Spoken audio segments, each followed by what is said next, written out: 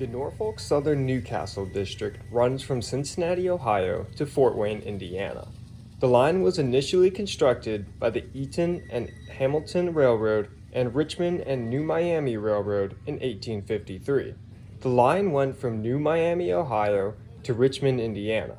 Later that year, the line was extended to Newcastle, Indiana.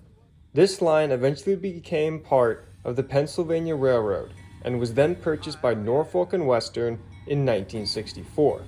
In 1982, the Norfolk and Western merged with the Southern Railway and formed Norfolk Southern, and the line was extended to Fort Wayne, Indiana via the merger and purchases. Before a train can get onto the Newcastle district, the train has to get track authority from CSX, as CSX owns the lines from Guest Street Yard north to Hamilton, Ohio.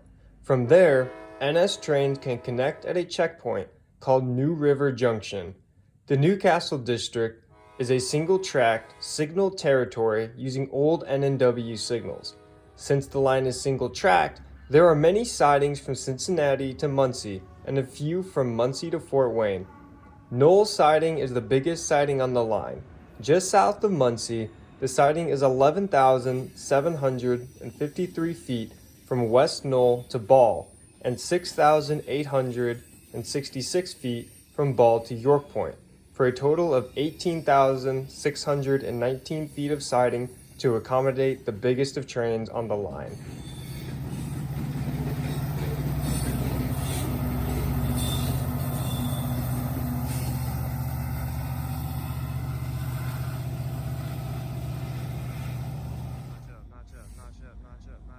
Some notable places on the line are the yard in Richmond, Indiana, the Muncie Yard, and Bluffton's ethanol plant. There is one train that works the Muncie Yard, and most locals on the Newcastle district run from Muncie to a city on the line. Bluffton gets a few ethanol trains as needed. Today, the Newcastle district sees many trains going north and south. Muncie, Indiana is a rail fanning hotspot on the line, as CSX traffic also runs east and west through town, and the Frankfort line also connects to Muncie. We'll look at the trains on this line, as well as break down some of Norfolk Southern symbols. Okay, so we got 70 mag liter.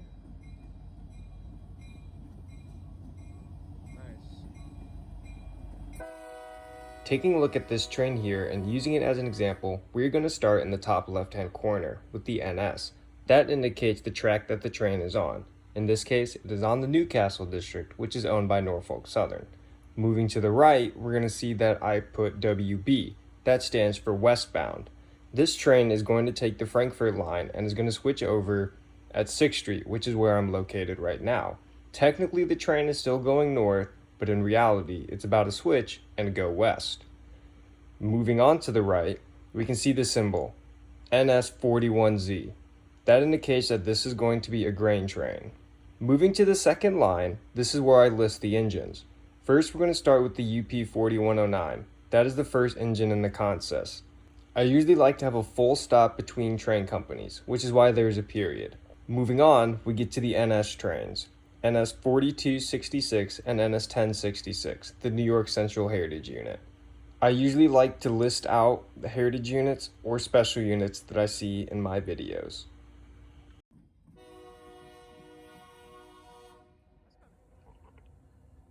To start, we'll look at the 100 series, or manifest trains on the line. These trains can carry all sorts of things, like grain, sand, auto racks, flat cars, and anything else. We'll move up the list, starting with NS122. NS122 originates at Guest Street Yard in Cincinnati, Ohio, and runs to Decatur, Illinois.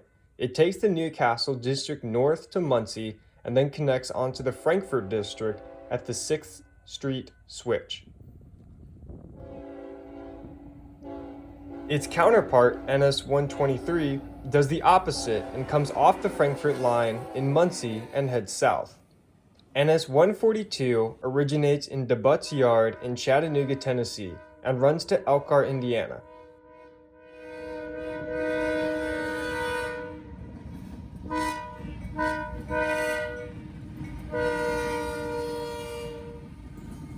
number 5.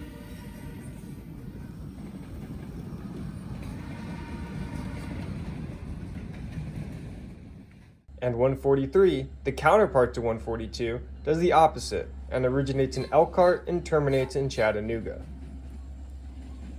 Coming from Bronson Yard in Macon, Georgia, NS 174 terminates in Elkhart, Indiana, and does not have a counterpart. These trains are all generally manifest trains and can be hard to distinguish them apart from one another.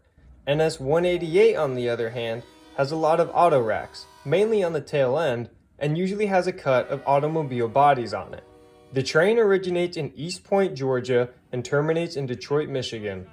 NS 189 is 188's counterpart and runs the other direction.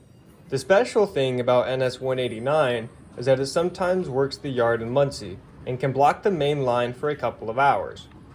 NS 196 and 197 are the final manifest trains that run on the Newcastle District.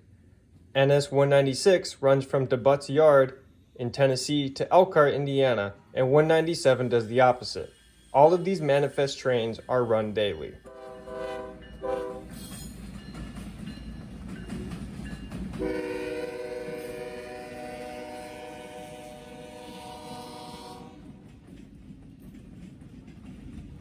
When initially writing the script, I completely forgot about NS 177. NS 177 used to be NS 25A before the symbols changed, and it used to be classified as an intermodal train.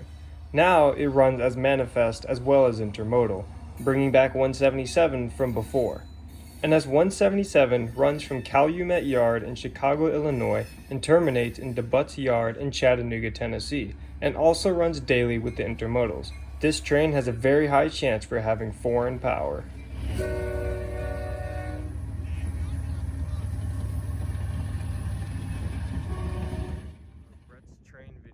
Moving on to the 200 series, all Norfolk Southern trains that start with a 2 are intermodal trains. NS 262 runs from Cincinnati, Ohio to Union Pacific's Global 2 Yard in Chicago, Illinois.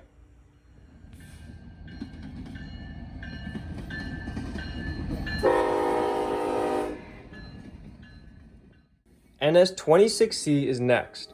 26C used to be NS 282 before the symbols changed in late August and early September. It runs from Simpson Yard in Jacksonville, Florida to Landers Yard in Chicago.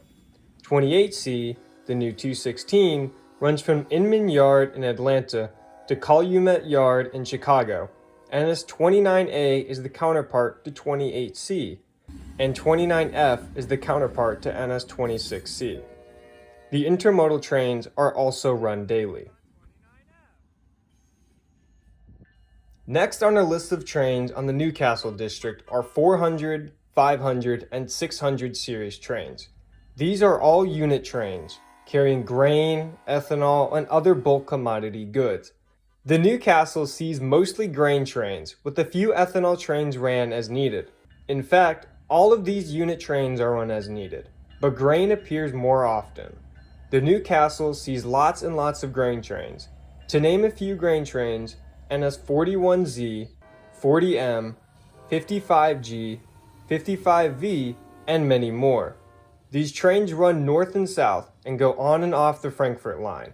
I'm sure the letters on the end tell something about where the train originates or where it terminates, but I don't have a clear answer on where all the grain trains go. Occasionally, the Newcastle District gets some ethanol trains.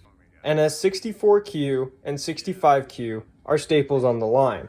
NS 64Q runs ethanol loads from Ashland Avenue Yard in Chicago, originating off the Union Pacific line, and runs down to Jacksonville, Florida, and terminates on the FEC. 65Q runs the opposite way from Jacksonville, Florida to Chicago with ethanol empties. Finally, NS 60C and 61C are steel coil loads. 60C originates in Indiana Harbor, Indiana, and runs south to Calver, Alabama. 61C does the opposite and runs empty north. 61C does the opposite and runs empty north, although I have seen some coil loads on 61C before. Finally, we have 900 series trains. These trains are usually work trains and occasionally power moves. Most of the time, the trains will be rail trains going in any direction. Very rarely we will see a work train with Herzog hoppers containing ballast. Herzog. Some interesting colored cars here. Rarely, the Newcastle will see some reroutes, like this 779 empty coal train. The Newcastle district is a very busy line, seeing 14 daily trains from Norfolk Southern. There will usually be more, as 1 or 2 as-needed trains will be run. Muncie, Indiana is a great place to see the action, as you can also see CSX traffic. Fort Wayne and Cincinnati will also provide an excellent opportunity to see the NS trains and offer more than just the Newcastle district train traffic. Regardless of where you go to see the trains on the line, you'll always have something exciting to see.